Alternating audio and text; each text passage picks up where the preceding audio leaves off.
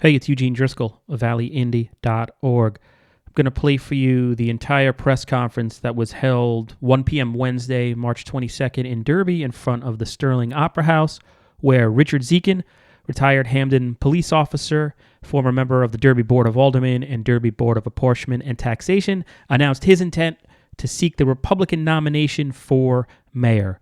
Dziekan ran for mayor 2 years ago, was defeated by about 100 votes by incumbent Mayor Anita Dugatto, and he's going to take another try. Just to also mention, this is now the third candidate that has publicly declared their intent to seek the mayor's office. Mayor Dugatto has a fundraiser coming up, she's announced, and a couple of weeks back, Carmen DeCenzo, a Democrat who's the president of the Board of Aldermen, also announced he is going to run for mayor.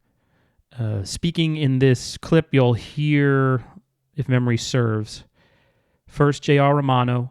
He is the chairman of the state Republican Party and a Derby native. Then Rich Dziekan speaks. Then you'll hear Mayor Cassetti, Seymour First Selectman Kurt Miller. With that, and then also at the end, there's some...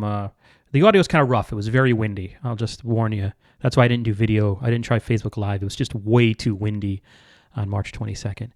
And at the end, there's questions from myself, Connecticut Post reporter Mike Mako, and Gene Falbo-Sosnovich from the New Haven Register. Okay, that's it. I'm going to shut up. Thanks for listening. Enjoy.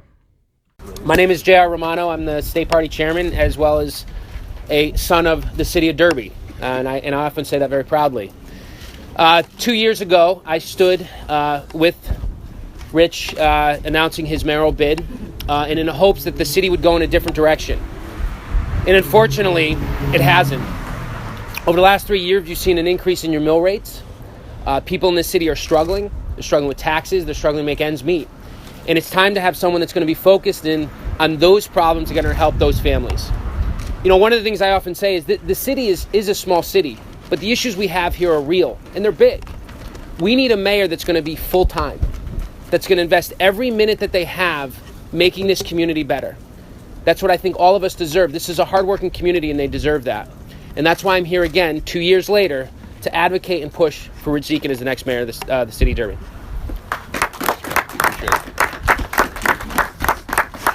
Welcome, everybody. Like they say in New England, if you don't like the weather, wait.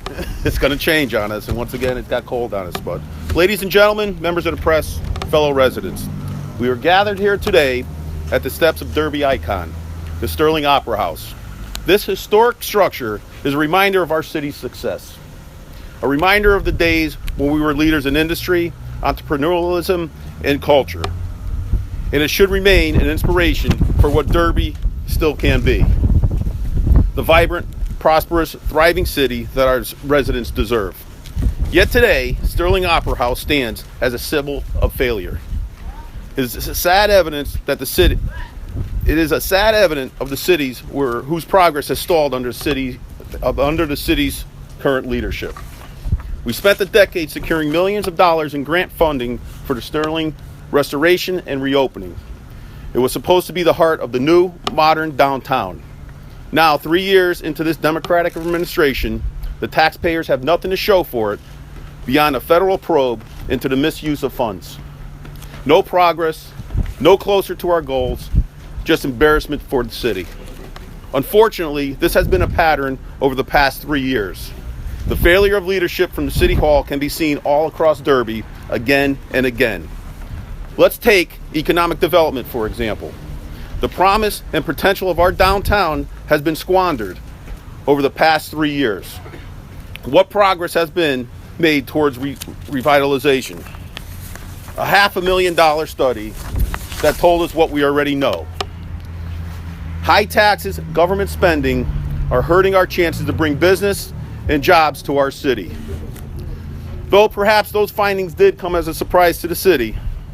After all, Democratic leaders have spent the last 3 years increasing Derby's tax rate to a point where it is now the 18th highest in the state of Connecticut. That's the real Derby now.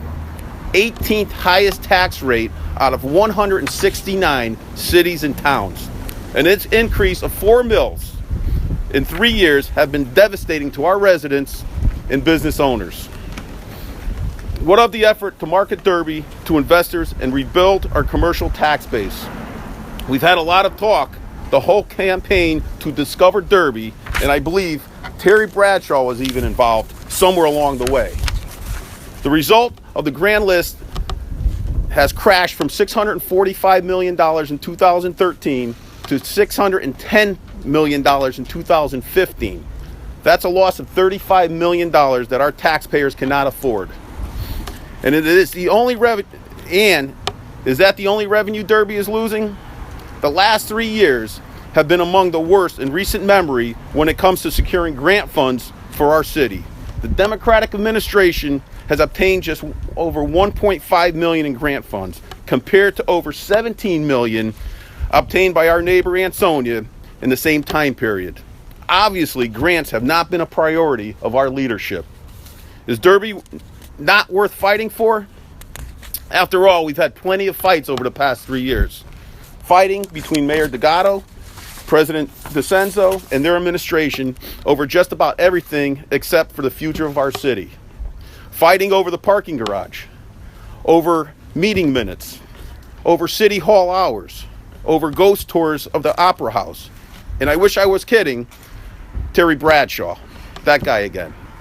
So perhaps it makes perfect sense that the Democrat administration is now putting its full energy into fighting themselves for complete control. Fighting each other while Derby's taxpayers wait for someone that will fight for them. Now let me say that I agree with President DeCenzo on one thing. Derby can do better. We can do better. Only, Mr. DeCenzo, seems to me you have already had your chance. My friends, it's time to point Derby back in the right direction. It's time to fight for the big promise that our small city holds. That's why I am proud to officially announce my decision to run for mayor of the great city of Derby.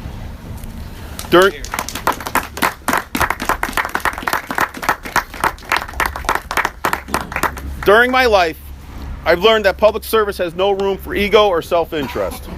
It's about sacrifice, teamwork, and accountability for the bottom line. Starting today, I am building my team of individuals willing to put the interest of Derby over politics as usual. Republicans, Democrats, Independents, so long as your interests are moving the city forward, I want you on my side. I also don't need to spend $500,000 to discover what my priorities are. I stand for lower taxes, aggressive economic development, and a commitment to restoring Derby as the heart of the All-American Valley. Of course, that's no part-time job. It never has been, which is why I am not running to be yet another part-time mayor. If elected, I promise to serve a full-time mayor at no extra salary or expense.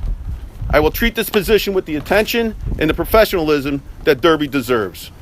We can open the doors of this Opera House once again. We can revitalize downtown and build a modern, vibrant city for our children and ourselves. But the first step in that direction is to dismantle the bitter, self-serving politics that has held us down for so long. That's the fight I'm ready for. I'd like to thank everyone for coming. I'd like to say God bless the city of Derby. God bless Connecticut. God bless the United States of America. And I'll see you all on the campaign trail. Thank you. Good job. And then one more thing I'd like to say too. The young lady over there to the left, my wife Kristen Dziekan, couldn't do it without her. So I just want to say thank you for being behind me.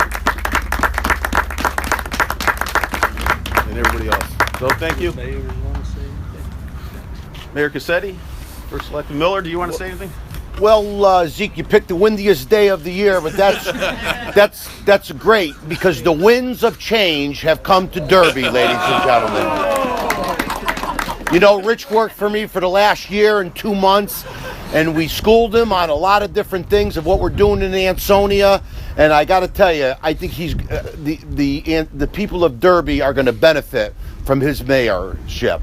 So I'm looking forward to working with Rich in the city of Derby in the future. So congratulations and good luck to you. Thanks, sir. Stole the other. Well, Mayor Cassetti is always hard to follow. But no, I just want to come and show my support to Zeke. He's certainly paid his dues. He's worked very hard in the city of Ansonia, as Mayor Cassetti has learned. He's given himself the background and the understanding of what it takes to run a successful city like Ansonia is. So I'm here to support Zeke, wish him the best of luck, and do all I can to help him fulfill the goal for the benefit of all the residents of Derby. So. And then also one more thing, I want to introduce my campaign manager. That's Drew Backlick over here. So thank you, and I don't know, we get to it. I'm ready to do it. So thank you.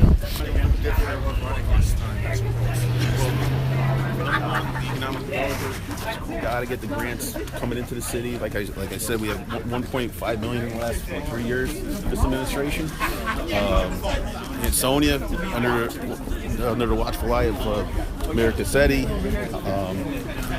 Over 17 million that they've been bringing into the city. If you look like downtown Ansonia, there's a lot of businesses in there now. There's a lot of a lot of foot traffic down there. That's why I want to bring the Derby. I want to liven up Derby.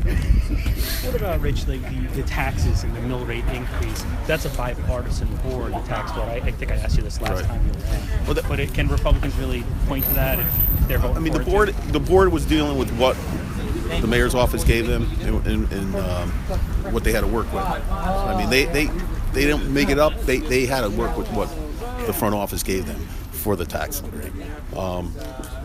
Hopefully, like I said, we can get more business into this town, more grants into the city, and that's what I'm going to be pushing for. Hey, it's Eugene one more time, valleyindy.org. As you could probably hear right at the end there, the wind really started to pick up, so I cut out the very last section. Rich was answering a question from Mike Mako of the Connecticut Post. I think Mike asked something like, what are you going to do differently, or what did you learn from your last run? And Rich started to talk about how he's just going to knock on every door. He pretty much did that last time too, but that's I guess he learned that's the key, is just talking to people to get out the vote. Okay, again, I'm going to shut up. Thanks for listening.